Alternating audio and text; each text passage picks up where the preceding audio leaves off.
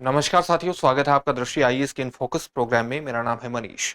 आप में से बहुत ऐसे लोग होंगे जो चॉकलेट खाना पसंद करते होंगे। अगर आप नहीं करते होंगे तो आपके बच्चे अवश्य करते होंगे। तब कैसा हो अगर मार्केट से अचानक, आपकी दुकानों से अचानक ही चॉकलेट गायब हो जाए। ऐसा संभव हो सकता है अगर हमने कुछ घटनाओं पर नियंत्रण स्थापित नहीं किया। वे घटनाएं क्या हैं और आपके मार्केट में चॉकलेट आना किस प्रकार से बंद हो सकता है, चलिए जानते हैं इस वीडियो के माध्यम से। सबसे पहले देखते हैं कि जो हमारा आज का टॉपिक है इसके अंतर्गत हम किन पक्षों पर बात करने वाले हैं। सबसे पहले हम खबर को जानेंगे कि खबर क्या है। और खबर वस्तुतः यह है कि अफ्रीकी क्षेत्र के जो सबसे बड़े उत्पादक क्षेत्र हैं कोकोआ के, जिससे आपकी चॉकलेट भी बनती है, वो जलवायु परिवर्तन की घटना से नकारात्मक रूप से धीरे धीरे प्रभावित हो सकते हैं। और जो सबसे उपयुक्त क्षेत्र हैं कोकोआ निर्माण के या कोकोआ उत्पादन के, उसमें से 50% क्षेत्र 2050 तक समाप्त हो सकते हैं। ये रिपोर्ट है, इसी रिपोर्ट पर हम बात करेंगे, यही हमारी खबर है। कोकोआ की फसल को सबसे पहले जानेंगे, जिसको आप कोको की फसल के नाम से भी सामान्यतः संबोधित करते हैं। साथ ही हम देखेंगे कि अध्ययन में किस विधि का प्रयोग किया गया है, यानी मॉडल क्या अपनाया गया है। जो परिवर्तन बताए गए हैं कि किस कारण से परिवर्तन आ सकते हैं, उसमें सबसे प्रमुख कारण है जलवायु परिवर्तन की घटना। तो वो घटना कोको का, जो कोको उत्पादन है, उस पर किस प्रकार का प्रभाव डालती है, किस प्रकार की चुनौतियां इस फसल के उत्पादन से संबंधित है। और साथ ही अंत में इन सभी पक्षों को जानने के बाद आपके लिए एक अभ्यास प्रश्न होगा, जिसका उत्तर आपको कमेंट बॉक्स में कमेंट करके देना होगा। ये जो पूरा विषय है यूपीएससी की मुख्य परीक्षा के सामान्य अध्ययन प्रश्न पत्र 3 से मुख्यतः जुड़ेगा, उसके अर्थव्यवस्था संबंधी खंडों से जोड़ करके आप इसे देख सकते हैं, एग्रीकल्चर संबंधी खंडों से जोड़ सकते हैं। हम अपने प्रोग्राम में आगे बढ़े उससे पहले आप हमारे चैनल को सब्सक्राइब जरूर करिए और बेल आइकन दबाइए, ताकि सभी प्रोग्राम का नोटिफिकेशन आपको मिल जाए। इन प्रोग्राम से आप जुड़े, इनका लाभ उठाएं। साथ ही इन सभी प्रोग्राम की पीडीएफ फाइल आपको इन फोकस दृष्टि आईएएस के टेलीग्राम चैनल पर उपलब्ध कराई जा रही है। डिस्क्रिप्शन में दिए गए लिंक पर जाकर आप पीडीएफ फाइल डाउनलोड कर सकते हैं। तो सबसे पहले खबर को ही विस्तार से जानते हैं। और खबर कहां पर आई है, एक महत्वपूर्ण प्रकाशन हुआ है, एक महत्वपूर्ण जर्नल में ये छपी है, और जर्नल का नाम है एग्रीकल्चरल एंड फॉरेस्ट मेट्रोलॉजी। यहाँ पर इस जर्नल में ये खबर प्रकाशित हुई है, ये लेख प्रकाशित हुआ है, ये अध्ययन प्रकाशित हुआ है। और अध्ययन कहता है कि जलवायु परिवर्तन के कारण, क्लाइमेट चेंज के कारण पश्चिम और केंद्रीय अफ्रीका में कोको उपजाने के जो सबसे उपयुक्त क्षेत्र हैं, ये 2050 तक 50% की कमी झेल सकते हैं। इनमें 2050 तक 50% की कमी हो सकती है। और कोकोआ या कोको फसल उत्पादन उत्पादन की जो सबसे प्रमुख क्षेत्र है या प्रमुख देश हैं, ये पश्चिमी और मध्य अफ्रीकी देश हैं। और कौन कौन से देश हैं? आइवरी कोस्ट, घाना, नाइजीरिया और कैमरून। साथ ही इस रिपोर्ट में यह भी कहा गया है कि घाना और आइवरी कोस्ट से धीरे धीरे ये जो फसल है ये गमन कर सकती है नाइजीरिया और विशेष तौर से कैमरून की तरफ, जिससे हमें कई तरह के पारिस्थितिक संकटों से भी जूझना पड़ सकता है। इन सभी खबरों पर बात करेंगे। पश्चिम और केंद्रीय अफ्रीका, विशेष तौर से जो ये आप यहां देख सकते हैं कि ये आइवरी कोस्ट है। साथ ही ये आइवरी कोस्ट हो गया, इसके बराबर में यहां पर घाना हो गया, ये नाइजीरिया हो गया, और ये जो देश है ये यहाँ पर जो आप देख रहे हैं ये कैमरून देश है। इन्हीं 4 देशों के बारे में बात हुई है, यहीं पर ये अध्ययन हुआ है। विश्व का 70% लगभग ये कोको उत्पादन करते हैं, पश्चिम और अफ्रीकी देश। ये जो शोध है ये आइवरी कोस्ट, घाना, नाइजीरिया और कैमरून में किया गया है, जो कोको उत्पादन करने वाले 4 मुख्य देश हैं। और पश्चिम और केंद्रीय अफ्रीका में 70% कोको उत्पादन होता है, मुख्यतः इन 4 देशों में होता है। सामान्यतः जो आंकड़ा हमारे कई बार पास आता है वो ये भी है कि आइवरी कोस्ट और घाना ही अपने आप में कोको के उत्पादन में 60% की भागीदारी रखते हैं। तापमान और वर्षा यानी टेम्परेचर और रेनफॉल में बदलाव के कारण कुछ क्षेत्रों में कोको की खेती के लिए जो परिस्थितियां हैं वो अनुकूल नहीं रहेंगी, जबकि अन्य क्षेत्रों में जलवायु परिवर्तन के कारण लाभ हो सकता है। विशेष तौर से जलवायु परिवर्तन के कारण खेती नकारात्मक रूप से प्रभावित होने की संभावना घाना और आइवरी कोस्ट में है, जबकि कैमरून में स्थितियां अनुकूल हो सकती हैं और कुछ स्थितियां नाइजीरिया में भी अनुकूल हो सकती है। तो यह अध्ययन हमने जान लिया। अब हम कोको फसल के बारे में सामान्य जानकारी हासिल करेंगे, लेकिन उससे पहले आपके लिए एक सूचना है कि दृष्टि आईएएस नोएडा शाखा में आईएएस हिंदी माध्यम के आईएएस फाउंडेशन बैच हिंदी माध्यम और अंग्रेजी माध्यम के प्रारंभ होने वाले हैं। हिंदी माध्यम का जो बैच है 21 फरवरी से प्रारंभ होगा सुबह 11:30 बजे, इसकी टाइमिंग रहेगी। अंग्रेजी माध्यम का बैच 17 फरवरी से प्रारंभ होगा, टाइमिंग होगी शाम को 6 बजे। आप 8750187501 पर कॉल कर सकते हैं और कॉल करके इन बैच में एडमिशन ले सकते हैं। प्रयागराज और लखनऊ में भी हिंदी माध्यम के जीएस फाउंडेशन बैच प्रारंभ होंगे। प्रयागराज में 19 फरवरी से प्रारंभ होगा जिसका समय होगा सुबह 8 बजे। लखनऊ में 20 फरवरी से प्रारंभ होगा जिसका समय होगा सुबह 11:30 बजे। आप 8750187501 पर कॉल कर सकते हैं। इन बैचेस में आप एडमिशन भी ले सकते हैं। अब हम कोको खेती के बारे में सामान्य जानकारी हासिल करेंगे। आप यहां पर वर्ष 2024-25 का एक आंकड़ा भी दे सकते हैं कि जो कोको की खेती है वो अफ्रीका में 72% का एरिया कवर करती है, लैटिन अमेरिका 17% का एरिया कवर करता है, और जो एरिया मतलब उत्पादन 72% अफ्रीका कवर करता है उत्पादन में, और लैटिन अमेरिका 17%, और एशिया और ओशियाना का जो क्षेत्र है, ओशियाना में कौन से क्षेत्र आ जाते हैं, जैसे ऑस्ट्रेलिया न्यूजीलैंड जैसे क्षेत्र आ जाते हैं, 11% कवर करते हैं। तो अफ्रीका ही 70% से ज्यादा कवर करता है, और अफ्रीका में भी मुख्यतः पश्चिमी और मध्य अफ्रीका के देश कवर करते हैं। कोको की खेती के बारे में सामान्य जानकारी हासिल कर लेते हैं। कोको को समुद्र तल से 300 मीटर उच्च स्थान पर उगाया जाता है, और इसके लिए 1500 से 200 मिलीमीटर वार्षिक वर्षा होनी चाहिए, और प्रति माह न्यूनतम वर्षा कितनी होनी चाहिए, 90 से 100 मिलीमीटर की वर्षा की आवश्यकता होती है। तापमान और मृदा की बात करें तो उच्च तापमान में इसको उगाया जाता है। आदर्श तापमान सामान्यतः 15 से 39 डिग्री माना जाता है। इसमें कई जगह परिवर्तन भी देखने को मिलेगा, 18-19 से लेकर के 30-32 का भी आंकड़ा आपको देखने को मिलेगा। कोको की खेती के लिए उत्कृष्ट जल निकासी वाली मृदा की आवश्यकता होती है। खराब जल निकासी वाली जो मृदा है वो पौधों की वृद्धि को प्रभावित करती है।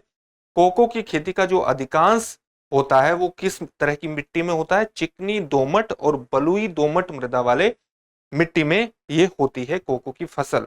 और इसके लिए जो पीएच रेंज चाहिए वो चाहिए 6.5 से 7 पीएच रेंज में अच्छी तरह से ही कोको का जो पौधा है वो बढ़ता है। अगर हम एग्रो फॉरेस्ट्री की बात करें तो कोको के पेड़ छाया में पनपते हैं, और अक्सर ऊंचे पेड़ों की छत्र छाया में ही इनको उगाया जाता है। ये कोको की फसल के बारे में, उसकी खेती के बारे में हमने सामान्य बात कर ली। अब हम ये देखेंगे कि जो अध्ययन हमारे सामने आया है उसमें किस तरह की मॉडल का प्रयोग किया गया है। तो ये मॉडल जो अध्ययन में प्रयोग किया गया है वो है CASGEG, कैसेस मॉडल अपनाया गया है, कोको क्रॉप मॉडल है। इसमें क्या किया गया है कि विभिन्न जलवायु परिस्थितियों के तहत कोको की वृद्धि और उसके उत्पादन का सिमुलेशन तैयार किया गया है, और इसमें तापमान, वर्षा और कार्बन डाइऑक्साइड स्तर में बदलाव शामिल है। इसका मतलब क्या है, सिमुलेशन का मतलब क्या होता है, मान लिया हम किसी फसल के आगामी उत्पादन का अध्ययन करना चाहते हैं तो उसमें हम अलग अलग जलवायु स्थितियों के आधार पर उसके कई मॉडल तैयार कर सकते हैं। यानी मॉडल किस प्रकार से तैयार करते हैं कि किसी भी, मान लिया हमें ये अध्ययन करना है कि 2045 में कोको का उत्पादन किस प्रकार से होगा, तो हम जलवायु स्थितियों के आधार पर 3-4 स्थितियों का गणना कर सकते हैं कि तापमान 30 डिग्री रहेगा, या अधिकतम तापमान 35 डिग्री रहेगा, या तापमान का औसत स्तर ये रहेगा, साथ ही उस समय इतनी वर्षा हो सकती है, 150 मिलीमीटर वर्षा हो सकती है, या 100 मिलीमीटर वर्षा हो सकती है। और इन सभी पैमानों के आधार पर आप कई तरह के कंप्यूटर मॉडल खड़ा कर सकते हैं, जिसको आप कह सकते हैं सिमुलेशन। सिमुलेशन का सीधा सा मतलब है वास्तविक स्थितियों के आधार पर आप एक वर्चुअल सिचुएशन क्रिएट करते हैं कंप्यूटर के आधार पर, कंप्यूटर मॉडल के आधार पर, और उसके आधार पर ही आप गणना करने की कोशिश करते हैं कि उस तरह की स्थितियों में कोको का उत्पादन कितना हो सकता है। तो इसी प्रकार से एक विधि है जिसको आप कैसेस विधि के नाम से जानते हैं, जिसमें कोको की वृद्धि और उत्पादन को मापा जाता है, और अलग अलग तापमान, वर्षा और कार्बन डाइऑक्साइड के अलग अलग स्तर और बदलाव उसमें शामिल रहते हैं। उसी प्रकार से पूरा सिमुलेशन तैयार किया जाता है। एक वास्तविक जो रियलिटी हो सकती है उसको कंप्यूटर मॉडल पर तैयार किया जाता है, यानी उसका सिमुलेशन तैयार किया जाता है, इसी को कहते हैं सिमुलेशन। तो मॉडल ने पिछले उत्पादकता डेटा और भविष्यवाणी के जो उत्पादकता डेटा है उसका इस्तेमाल करने की कोशिश की है। तो पिछले उत्पादकता डेटा में 1980 से 2010 का डेटा आ गया, और जो भविष्य की भविष्यवाणियों के लिए सिमुलेशन किया गया है वो कब से कब तक का किया गया है, वर्ष 2030 से वर्ष 2060 का एक पूरा सिमुलेशन तैयार किया गया है। यानी एक वास्तविक रियलिटी को ध्यान में रखते हुए उसका एक वर्चुअल रूप तैयार किया गया है कि इस तरह की संभावनाएं हो सकती हैं, और इसमें 5 संभावित जलवायु परिवर्तन परिदृश्यों को शामिल किया गया है और फसल पर उसके प्रभाव क्या हो सकते हैं उसको शामिल किया गया है। साथ ही पानी की कमी वाले और जहां पर पानी की कमी सीमित है, उन दोनों ही परिदृश्यों को ध्यान में रखा गया है कि उन पर कोको की उपज का प्रभाव क्या होगा। उस प्रभाव का मूल्यांकन करने के लिए इस पूरे मॉडल का प्रयोग किया गया है। कोको उत्पादन पर किस प्रकार के प्रभाव हो सकते हैं, इस अध्ययन के अनुसार आइवरी कोस्ट और घाना के जो उत्तरी क्षेत्र है वहां पर कोको की उपज में सबसे बड़ी कमी आ सकती है 12% की, जबकि नाइजीरिया और कैमरून में कोको उत्पादन में कम गिरावट आ सकती है। जैसे नाइजीरिया में 10% और कैमरून में 2% की गिरावट आ सकती है, इस अध्ययन के अनुसार, जो कि वर्ष 2030 से वर्ष 2060 का एक अनुमान करता है और विशेष तौर से 2050 के बारे में कहता है कि जो सबसे उपयुक्त क्षेत्र है कोको उत्पादन के, उनमें 50% की गिरावट आ सकती है। जलवायु परिवर्तन के कारण कोको उत्पादन घाना और आइवरी कोस्ट से अधिक पूर्वी देशों जैसे नाइजीरिया और कैमरून की ओर स्थानांतरित हो सकता है, जबकि घाना और आइवरी कोस्ट में उपयुक्त क्षेत्रों में कमी आ सकती है जहां पर कोको उत्पादन होता है। तो ये आप समझ गए होंगे, बहुत सिंपल सी चीजें हैं। तो कोको उत्पादन में किस तरह की चुनौतियां का सामना करना पड़ सकता है, तो कोको का अगर उत्पादन का स्थानांतरण होगा, मान लिया कोको वर्तमान में सबसे ज्यादा घाना और आइवरी कोस्ट में होता है और इसका स्थानांतरण भविष्य में कैमरून की तरफ होता है, तो कैमरून में सदाबहार वनों का एक बहुत बड़ा हिस्सा भी है। तो कैमरून में वर्षा वनों का बहुत बड़ा हिस्सा है और कैमरून जैव विविधता के दृष्टिकोण से भी बेहद ज्यादा महत्वपूर्ण माना जा सकता है। तो अगर कोको उत्पादन इसकी तरफ बढ़ता है तो वर्षा वनों पर प्रभाव किस प्रकार से पड़ेगा और वहां की जैव विविधता पर प्रभाव किस प्रकार से पड़ेगा, यह अपने आप में एक सोचने वाली बात है और भविष्य में एक बड़ी चुनौती खड़ी हो सकती है इसके कारण। साथ ही वायुमंडल में कार्बन डाइऑक्साइड का जो कॉन्सेंट्रेशन है, जो सांद्रता है, वो लगातार बढ़ती जा रही है, जिससे प्रकाश संश्लेषण में वृद्धि हो सकती है। पौधों द्वारा जो भोजन बनाने की प्रक्रिया है फोटोसिंथेसिस के जरिए, उसमें भोजन बनाने की जो प्रकाश संश्लेषण की जो प्रक्रिया है उसमें वृद्धि होगी, ज्यादा से ज्यादा कार्बन डाइऑक्साइड का अवशोषण होगा, जिससे सूखा और गर्मी के प्रतिकूल प्रभावों को सीमित करने में कुछ असर हो सकता है। अगर पौधे ज्यादा से ज्यादा कार्बन डाइऑक्साइड, बढ़ी हुई कार्बन डाइऑक्साइड की जो सांद्रता है उसका प्रयोग करते हैं प्रकाश संश्लेषण की प्रक्रिया में, तो जो सूखा और गर्मी की घटनाएं हैं उस पर एक प्रतिकूल प्रभाव पड़ेगा। यानी सूखे और गर्मी की घटनाओं को कहीं ना कहीं वो प्रतिसंतुलित तो करेगा, लेकिन इस प्रभाव की सीमा क्या होगी ये अभी स्पष्ट नहीं है, ये भी अध्ययन से सामने आया है।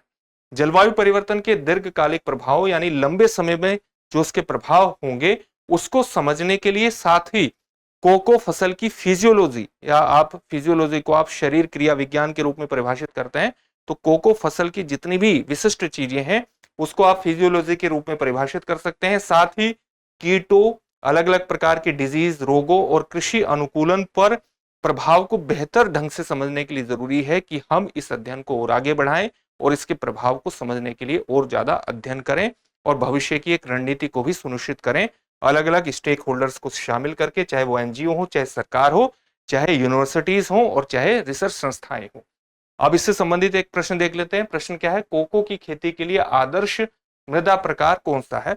आपके ऑप्शन है चिकनी दोमट और बलुई दोमट मृदा, रेतीली मृदा, जलमग्न मृदा या पथरीली मृदा। इस प्रश्न का उत्तर आप हमें कमेंट बॉक्स में कमेंट करके जरूर दीजिए। फिर से एक नए सेशन में आपसे मुलाकात होगी। धन्यवाद।